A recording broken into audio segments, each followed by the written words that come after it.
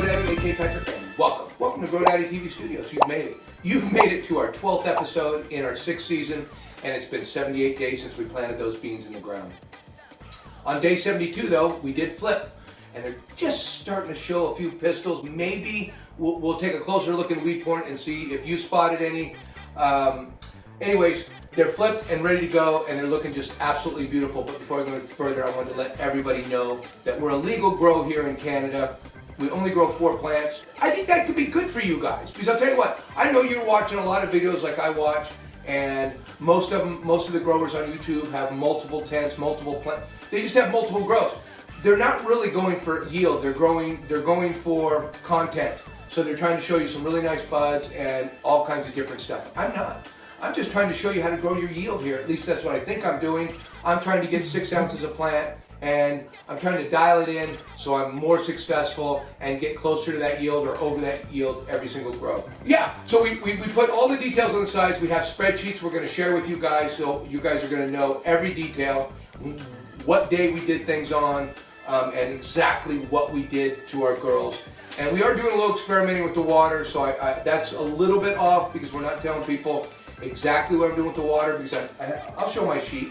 But I am keeping track of every time I water. I've got a whole new thing. I'm trying to keep everything moist, and we're going to get into that in our watering segment. So you guys stay there, and you guys stay tuned. It is going to be a fun. It's going to be a fun episode, and it's going to get funner every week, because I'll tell you what, these girls have names. If you didn't know that, these girls have names because they mean something to us. They're four plants. We're immortalizing them. They're 4 plants. I don't have 20 plants, or I just have 4. And you want to know what? They mean something to me, so I'm going to name them. And just to acquaint yourself before we get into weed porn, you guys like the channel first, okay? Like the channel, share the channel. Don't forget to get your notifications and share.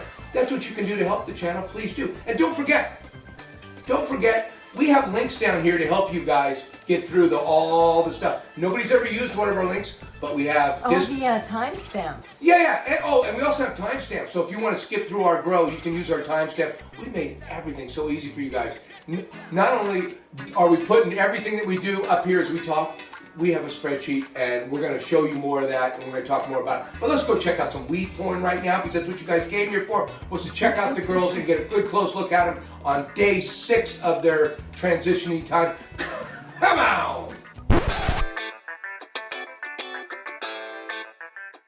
Welcome to our porn segment. This is a great segment this time of the grow, because we're going to start seeing some flowers and some development on the girls, and we get to look at the leaves and see how healthy our plant is and go through the whole growth. Let's check out the canopy size on tent 1. It is huge because Poppy is taking up 3/4 of the tent. We've got our Runt Lily over here taking up her little tiny section of the tent. You're doing okay, Lily. You're okay. Let's look at the bottom, though, and get a good idea of what we're doing underneath here. We lollipopped and we defoliated about 2 weeks before we flipped, a week before we flipped. So everything's cleaned out, but I'll tell you what, over the last week, we've had a lot of growth in the transition. And we're going to take a closer look at the girls right now. Let's go check out Lily and give her a good close-up. I'm out. Okay, this is Lily, our mango merengue. She's a cross between do-si-do and some mango. And she's our runt. She's only taking up such a small part of this whole canopy on the tent. See, she's only to here, right? That's such a small part of our whole tent. Anyways, you can see, let's take a close look. Show underneath where I lollipopped it. It looks really nice, but that was done about 2 weeks ago. And in another week or so, when they kind of finish up with the stretch, or get after about 2 weeks in the stretch, we're gonna go through all of our plants again and completely clean them up. And we're gonna clean up anything on here, all these lower buds and sites and stuff. Anything that doesn't look like it's gonna be up on the top and give us a nice bud site, we're gonna be cutting off. Her foliage has looked great through the whole entire grow. She's been a beautiful, beautiful plant besides her runtiness. And I'm wondering, I can't wonder, was it gnats that maybe got to the roots and runted her out? I don't know. We'll never know. You get runts for different reasons. Sometimes it's genetics. Sometimes it's nutrients, too many of nutrients. And sometimes it's just, I don't know. Well, it could be gnats, maybe. Gnats do affect a plant. I know they will in early growth, and she's been stunted since she was very, very small and continued on being stunted. Well, you're going to have to tune in to find out if I'm going to get some good buds off of her, though, because I'm going to, and I'm going to absolutely try. And I'm more than any plant in here, I'm more intrigued with this plant because I want to see what she can do in her little tiny space as a runt. I love you, Lily. Now this is Poppy. This is a super skunk, and she is absolutely a monster, taking up 3/4 of the tent. As you can see, she's just beautiful. She's got buds all over the place. Just to let you know, she's close to home for me because I'm from Northern California, and this is where the skunk originated, was Northern California.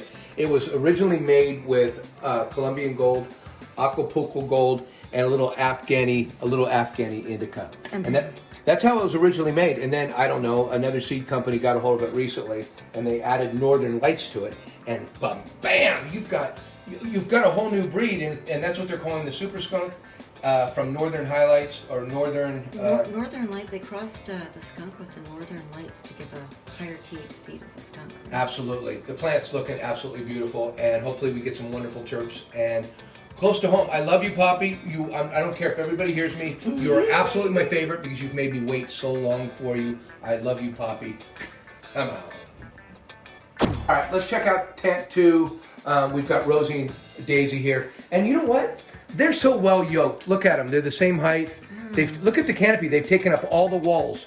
They're out on all the walls. So we've gotten our whole tent filled like we should to get our, to get a good yield, because that's what we're talking about. We want a full tent. The entire 2x4. Same thing here. I lollipop, a week before I flipped them, and I will go through them completely again in another week after the flip. 2 weeks. 2 weeks after the flip, I will usually completely defoliate them again, right back to where I had them 2 weeks ago. You'll be able to see all the way through the canopy, and it's just it's a good way to get airflow in there. And just while we're talking about it, why don't we just go there? Let's talk about it. I bought a new fan. Okay, it's not very high pressure. It only takes 4 watts to run this little fan, and gives me a little air on the bottom. Besides it rotates, and you got it at Costco for a song, right? I think 2 of them, a pair of them. I think I 2 them for $20 or something. And they were so cheap, I figured, what the heck? And then I checked the meter on them, and they're only running at 4 watts. So they're not even costing really anything to run. So we'll see how long they last. If they don't last, Costco knows. I'll just bring them back. I'll just bring them back in a year or 2. I don't care. Hey, let's get a good look. Let's get a good look at Daisy, and then we'll look at Rosy, and let's get a really close look because they're looking mighty fine. I'm out. Well, here's Daisy. I love Daisy too. I love all my girls, but this is Daisy, and I'll tell you what, she's a Bruce Banner #3, and I got her from Farmers Lab Seeds, and she's, like I said, I hope I get the terps, I hope I get the genetics, anywhere near the genetics I got on the last one I grew, because she tasted so beautiful. And if you look at her whole foliage, we've got lots of bud sites, and we're gonna look really good. By the way, we didn't pinch any extra bud sites this season because we've had a problem with too many bud sites. Small bud syndrome. Yeah, we've had small bud syndrome. That's not gonna happen. I can obviously see that we have our buds. I can see our buds are appropriately spaced apart this time. And oh my God, those look like hairs. Those look like pistils. Oh, those look like, we're not calling it yet. We're not calling it tomorrow. We want to give them all the same day they started flowering, because that's what we call the first day of flower. Listen, if you want to call the first day of flower when we flipped, go right ahead. I don't care. All of our stuff is on our spreadsheet. We're not hiding anything of when we flip, girls, or anything else. We flip them, then we go pistol hunting. And as soon as they see pistils, which it looks like it's going to be probably tomorrow, we'll be calling those the first day of flower for all these girls tomorrow. But I'll tell you what, this tent total, we'll take a closer look at her roommate next door in a minute, but these plants are looking great, and they look like they're going to be in total flower by tomorrow. Come on.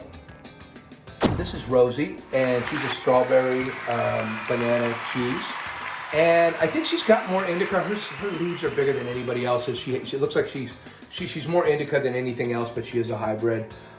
She's looking beautiful as a rest, and again, I lollipopped her and defoliated her about a week before I flipped them, and I will do it again in about another week. And as you can see, we did not pinch any more than we got. In fact, this week in the tent, I've broken a couple messing with her, and this is what happens too. These are your naturally occurring bud sites. Yeah, and all we do is we go around and we keep on tucking leaves and trying to give our bud sites that are up near the top. We try to get them up there and let them see some of this light, and this will help to decide which ones. Because the last defoliation that we do in another week, we will cut off anything coming up that's not going to make the top of the canopy, and I'm going to kind of try to show you guys how I did that and how I do that.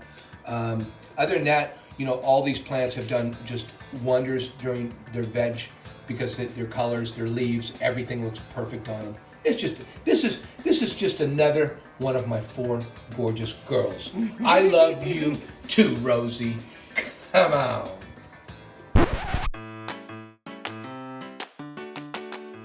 Okay, real quick, I want to talk about water, but you know, it's just water, right? I gotta be honest with you guys. I haven't mixed anything with my water this season like, no molasses, there's no molasses. You know what I was supposed to use is that stuff we bought last time. You know, that's right, the voodoo juice. yeah, I was supposed to use voodoo juice, which I didn't use. I forgot completely. I haven't put anything in my water except for mosquito dunks this season. And I'll tell you what, you wouldn't know it by looking at them or the amount of growth that they've had. They've had a tremendous amount of growth. Although I have been thinking in flour, maybe I'll get some molasses. I don't know. You know, some people say that stuff doesn't do a lot of good. I don't know what to tell you besides I know a lot of you guys are making teas for your water and doing all this stuff. How much does it really help you? I think we're talking about the whole thing.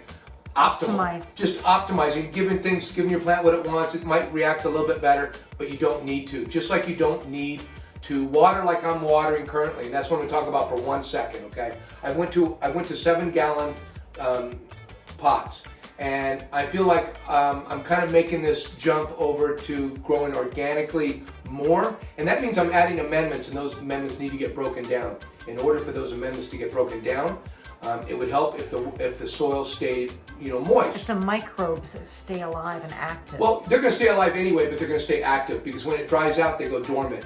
And when I was explaining, like I explained everything, if you're just beginning, let's do a dry back. Forget about keeping your things moist.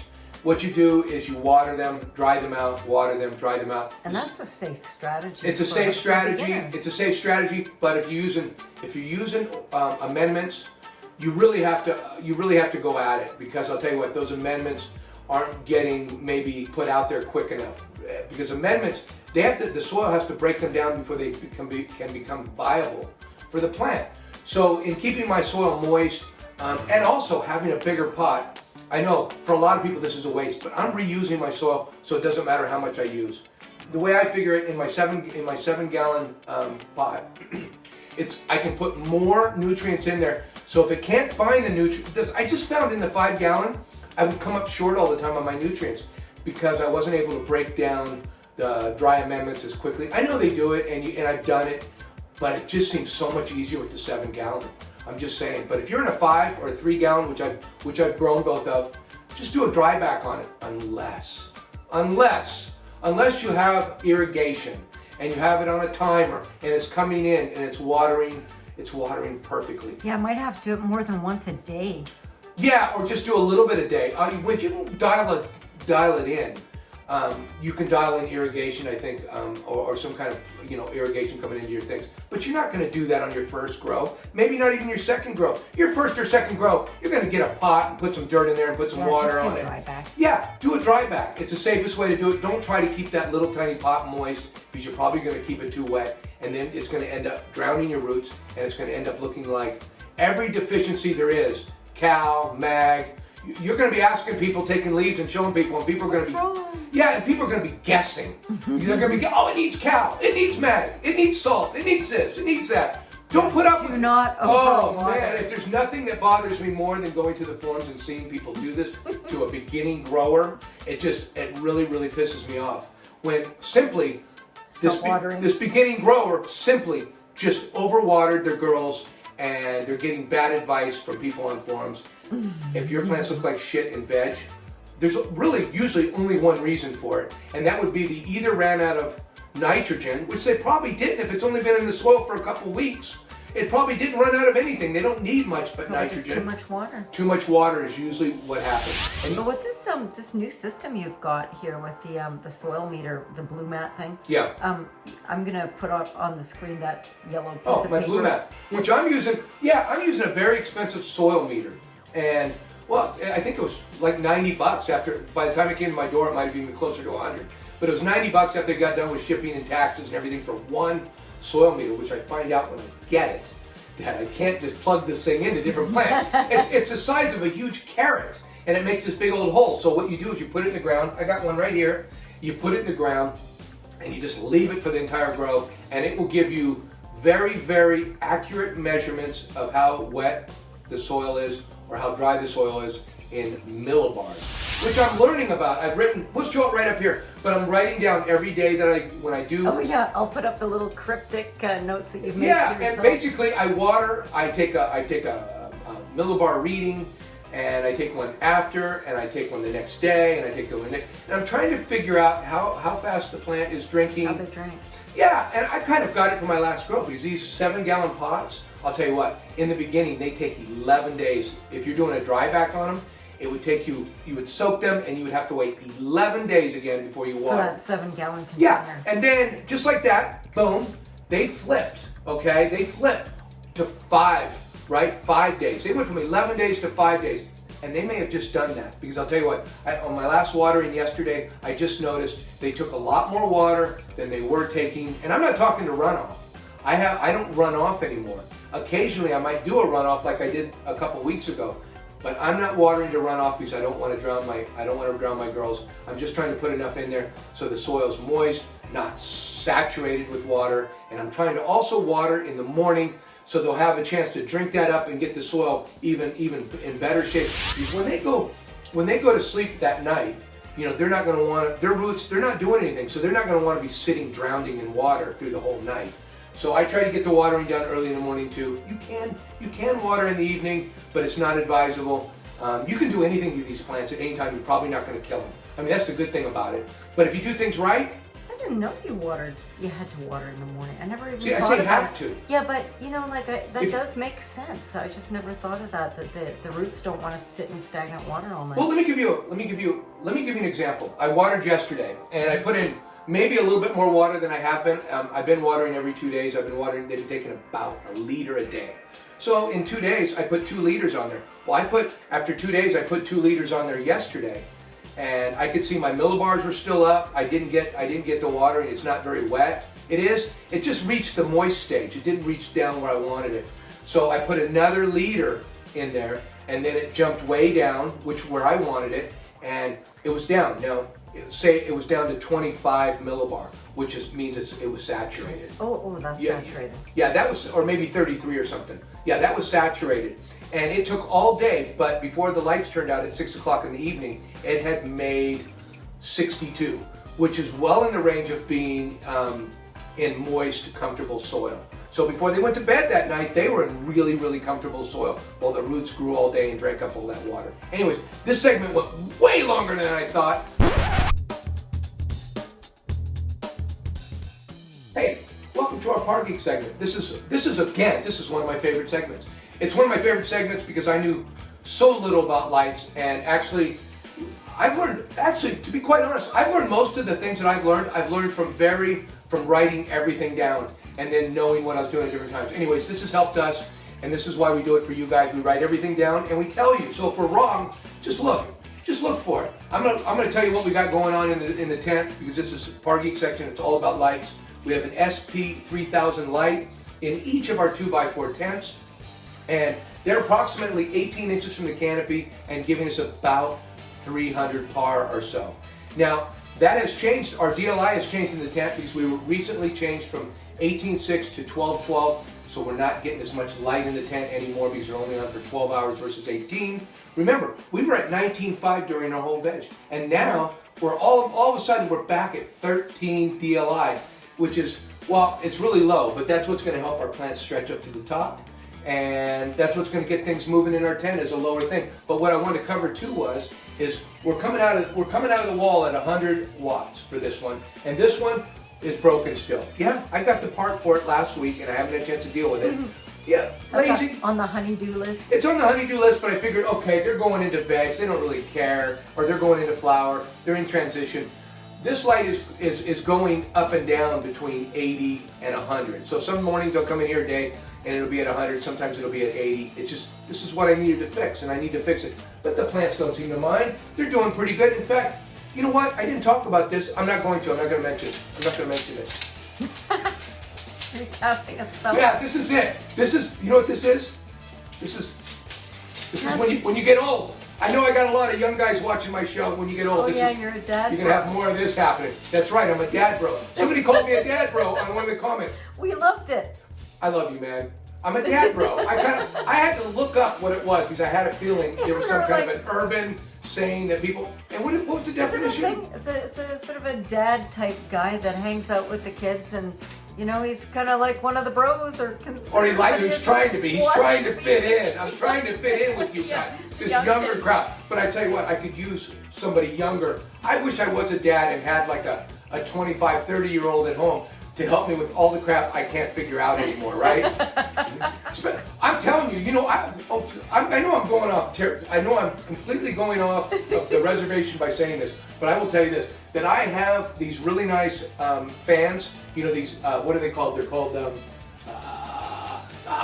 Why do I have them? The type of the fans. Infinity. Thank you, Mrs. GrowDaddy. I have Infinity fans on both of these with all the control modules to control them. But you want to know what? I can't even figure it out. I can't figure it out, and all I can figure out is the fan speed. And I set the fan speed. I tried to set the humidity and the temp one time, unsuccessful. So I just said, fuck it. I'm just setting the fan speed. I could really use one of you younger guys in my grow room to help me.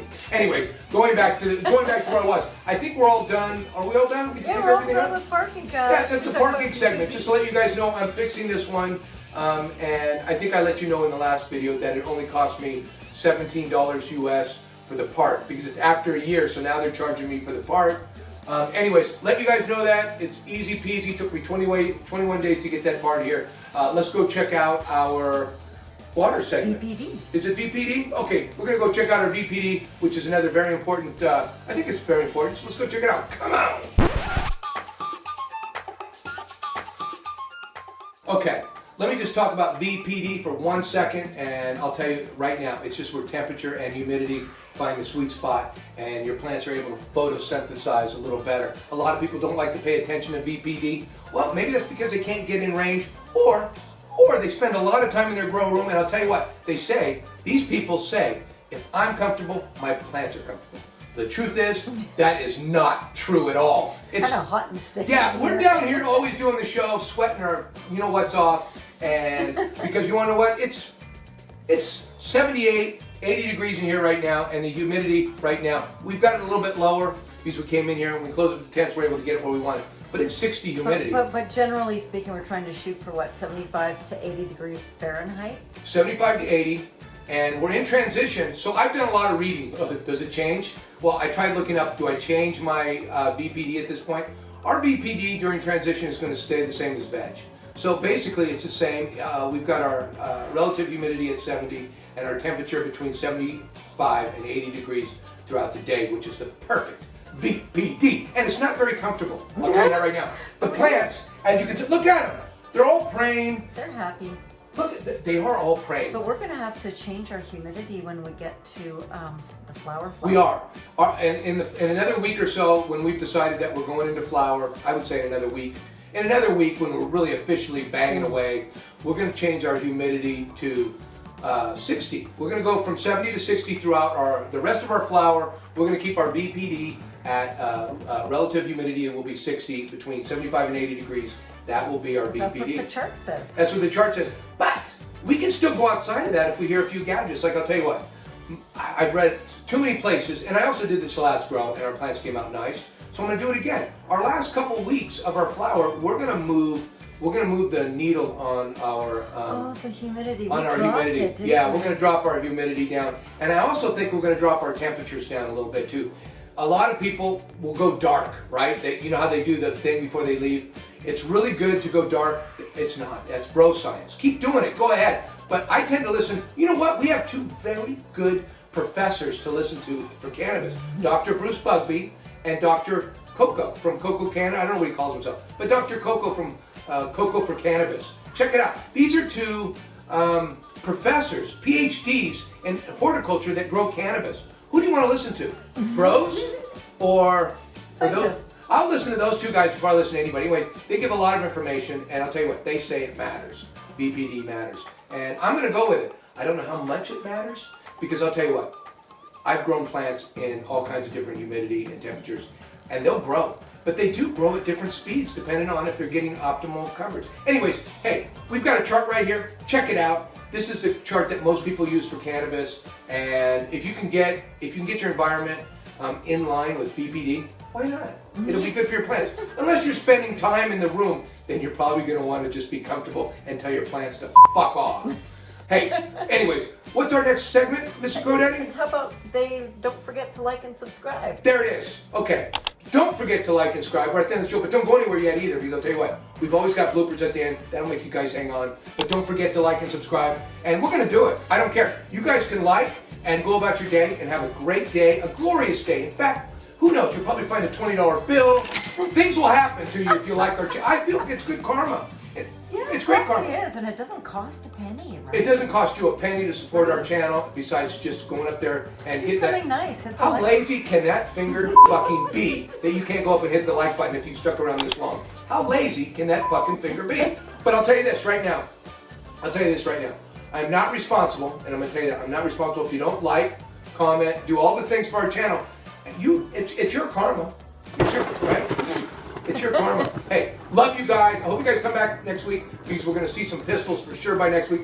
In fact, we've talked about this after we got done doing our porn segment. We've talked about this. I think we're in flower. Well, I think we're going to call flour today. That's what's going to go on our spreadsheet. Is flour started today, because you saw some Pistils on.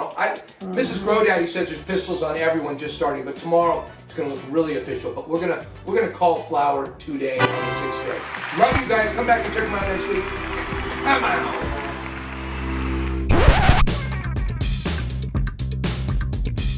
After that, I was still doing really well. I was trying to remember. I had all these things to talk about. I got everything else to say. But I had some numbers I was going to give everybody, but I forgot about all my numbers. But I got them all. Okay? Well, And that's what I'm trying to let you know. We go through each of our each part of our grow, very intricate. Can you help me out there, Mrs. GrowDaddy? intricately. Yes, that word right there. We go through the grow intricately. Say it real fast. We post all the details on the side. So let's jump into the BD segment. BPD. BD. Yeah, I've never had BD. Yes, maybe. I don't want to talk about it. Delete. Delete. Come on. I'm out.